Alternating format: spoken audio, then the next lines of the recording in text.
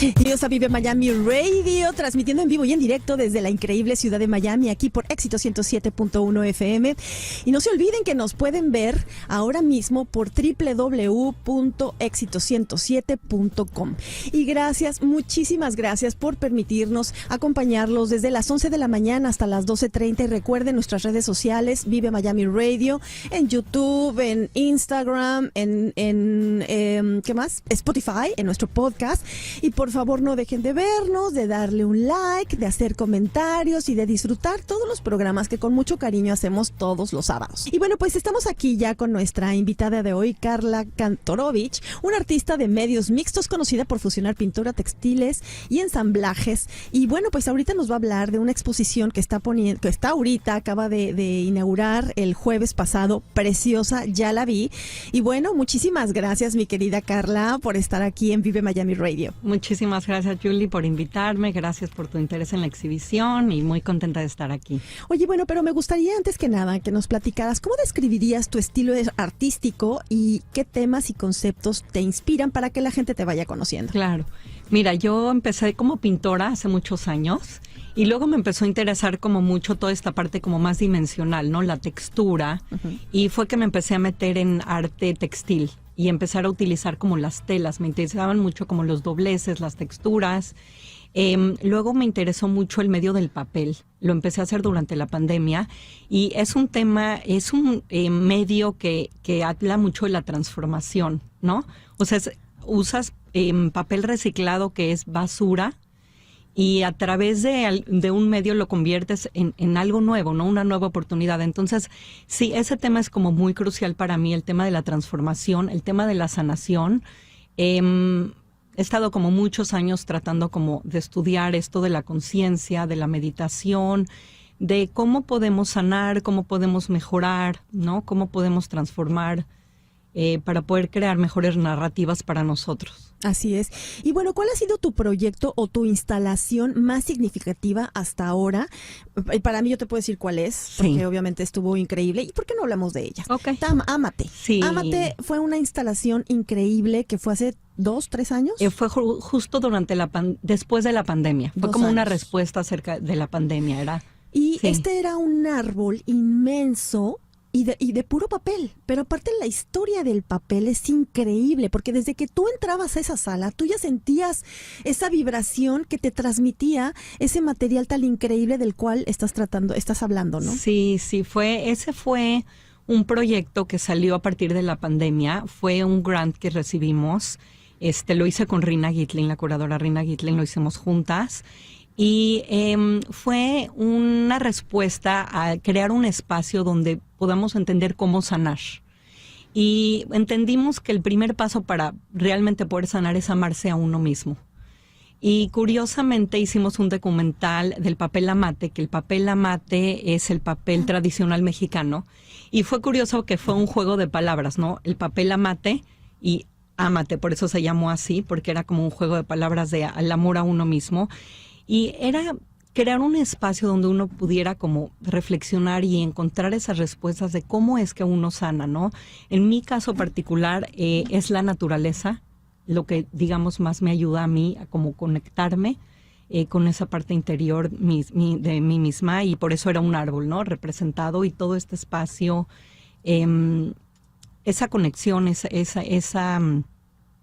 esa conexión que nos trae la naturaleza. Y lo que me encanta es la reacción de la gente. Eso fue hermosísimo. Fue increíble. Hasta los niños. Sí, los niños se acercaban al árbol y lo veían así como... ¡Oh! O sea, yo creo que los niños sentían, aparte, la vibración y con todo el amor, o sea, que lo hiciste. Tuve niños, tuve señoras mayores. Mi mejor experiencia fue una señora que entró y empezó a cantar. No. Sí, wow, fue hermosísimo. ¡Qué belleza! Oye, Carlita, y bueno, cuéntame, ¿cómo crees que el arte puede generar o promover un cambio social? Mira, a mí me gusta mucho la palabra, siempre que hablo de arte, pues el arte lo veo muy conectado con la inspiración, ¿no? Y a mí me encanta la palabra inspiración porque realmente significa estar en espíritu, en conexión con el espíritu. Entonces, sí siento que el arte viene conectado con una parte más allá de lo físico. Viene de otro lado mágico, otro lado donde hay algo más grande que nosotros. Entonces, para mí el arte sí representa tocar ese espacio, digamos, sagrado, que nos conecta con ese algo más, ¿no? Ese algo más que no necesariamente es visible o tangible. Y eso para mí es lo que me motiva a, bueno, ver arte y crear arte. Me encanta, me encanta. Y bueno, pues ahorita está en una exposición muy interesante y me gustaría que nos hables, ¿no? ¿Qué te inspiró a crear la exposición Because You Lived? La cual, bueno, tiene un mensaje central muy interesante, pero ¿cómo creaste esta exposición? Mira, fue muy interesante el proceso porque la historia de mi abuela es una historia muy fuerte. Me habían pedido varias veces que yo hiciera, bueno, la exhibición es del tema del Holocausto. Se llama Because You Lived en inglés, que significa porque tú viviste. Y es dedicado en honor a mi abuela, que en Yiddish yo le decía yo Bobe. Yiddish es el idioma que hablaba ella. Ella nació en un pueblito en Polonia que se llama Janów Lubelski. Y ella, siendo la mayor de 4 hermanos, cuando empezaron los problemas de antisemitismo y un poquito antes de la Segunda Guerra Mundial, que se veían venir muchos problemas, sin tener dinero para irse todos, decidieron mandarla a ella. La mandaron en un barco a México, llegó a Veracruz, con la promesa de que todas la iban a alcanzar, y no volvió a ver a nadie nunca jamás. Lo sufrió en silencio, nunca pudo hablar del tema, nunca nos pudo contar la historia. Es algo que fue completamente, digamos, sufrió en silencio, ¿no? No lo pudo transmitir. Pero lo transmitió, ¿no? O sea, las generaciones, o sea, o yo hoy como nieta, yo creo que hay una cosa que le llaman trauma generacional, donde se transmiten las vivencias aunque no fueron habladas. Y ella no tuvo la voz para decirlo. Entonces, curioso, porque con esa historia, a mí me habían pedido varias veces que hiciera algo con el tema del Holocausto y yo no lo había querido hacer. Porque yo sentía que el arte para mí es un espacio de sanación. Yo no quería que el arte fuera algo, digamos, para representar dolor. Sin embargo, esta vez me lo pidieron. Y con el problema del antisemitismo que está surgiendo ahorita, entendí que realmente para sanar necesitamos sí volver a al dolor. Tenemos que a veces entrar al dolor, necesitamos a veces entrar al combate y a la pelea y entender, ¿no? Entender bien lo que pasó solo para desde ahí poder sanar. Entonces, sí fue necesario entrar al dolor de lo que pasó en la familia. La historia, como la de mi abuela, es la historia de muchos que se vive, digamos, que en secreto. Te digo, hay los sobrevivientes que sí pueden hablar del tema y quieren y lo viven como yo le necesito decir al mundo que yo sí viví, pero hay muchos que no pueden hablar del tema y lo viven en silencio y lo sufren en silencio. Entonces sentí la oportunidad de poderlo decir, sentí que era necesario para mí hacerlo. Oye, Carla, y bueno, ese es un papel muy importante que tú estás jugando en la familia y en la sociedad, y como artista es una responsabilidad muy grande de lo que ahorita estás hablando, ¿no?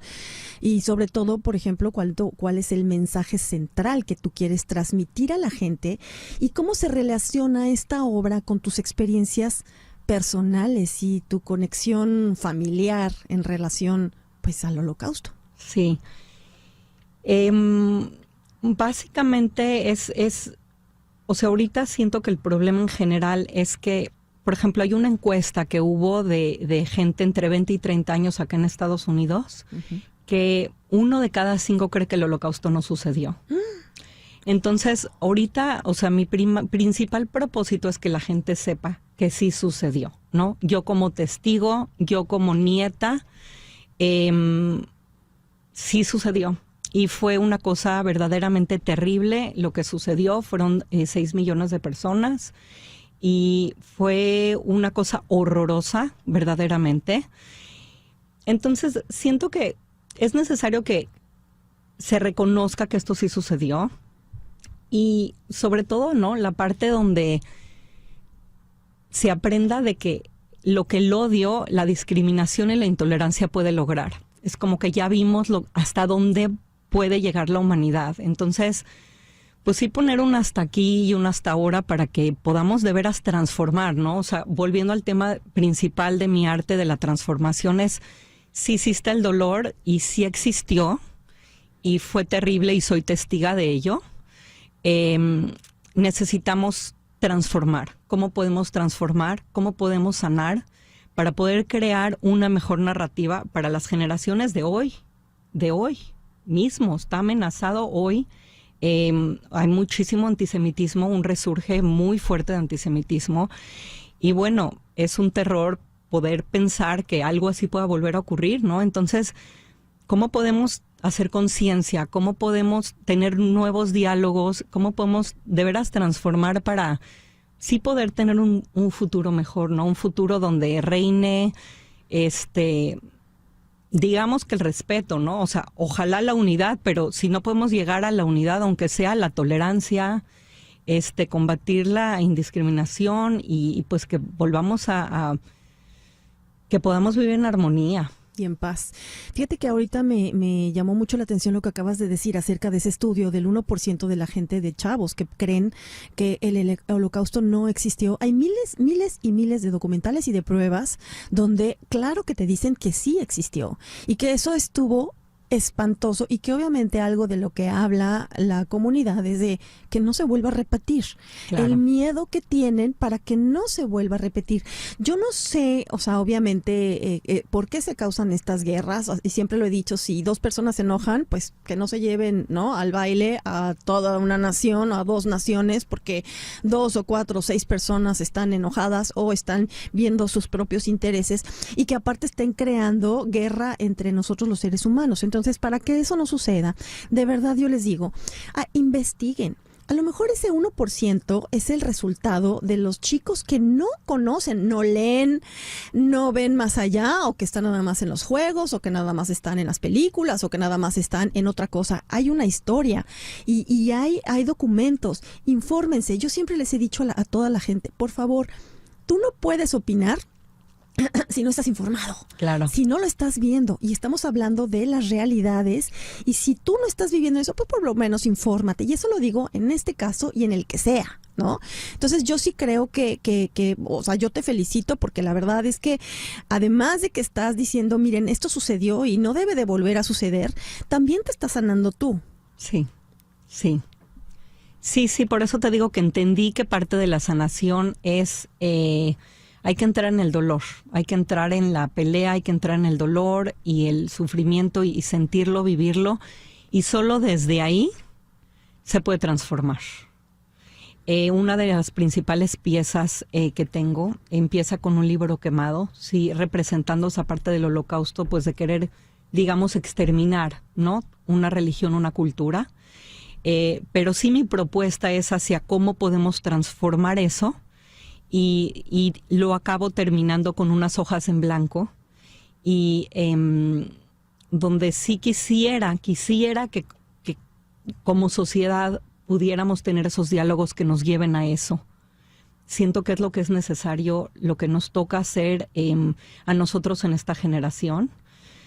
Estoy muy contenta del espacio que me ofrecieron. Es un espacio muy público que es en Lincoln Road y me encanta porque es un espacio muy turístico, mucha gente joven de todos lados del mundo y se sorprenden de ver la exhibición porque les llama la atención. O sea, saben que luego ya me preguntan bien de qué es, pero sí se siente que es como hacer honor a algo que sucedió, ¿no? Entonces he recibido, digamos, como mucho respeto. Ha habido mucho respeto a la obra, ha habido mucha como compasión de la historia, digamos, de lo que sucedió. Entonces siento que la gente sí está dispuesta a escuchar, como tú dices, es más cosa como de aprender, ¿no? Claro. Aprender que sí sucedió. Y esa es la parte en la que estoy interesada. Y en la parte de siempre traer como la luz y hacia la luz, porque hay una obscuridad tan grande que siento que eso nos domina y yo creo que somos más los que peleamos por la luz.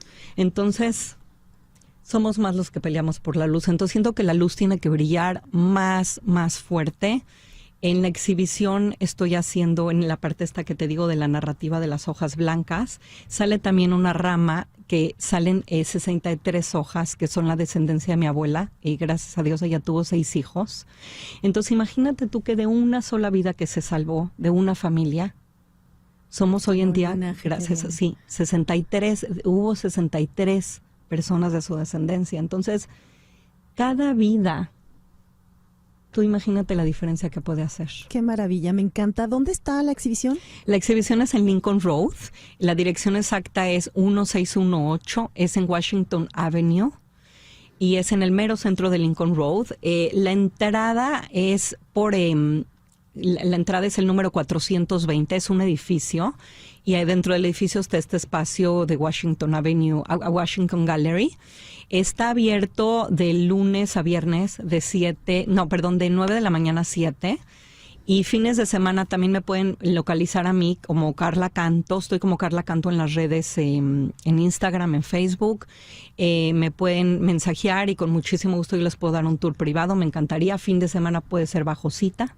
Perfecto. Carla, muchísimas gracias. De verdad, qué interesante. No se pierdan esta exposición porque está hermosa. A mí me fascinó. Muchas felicidades y gracias porque siempre nos tienes un mensaje positivo.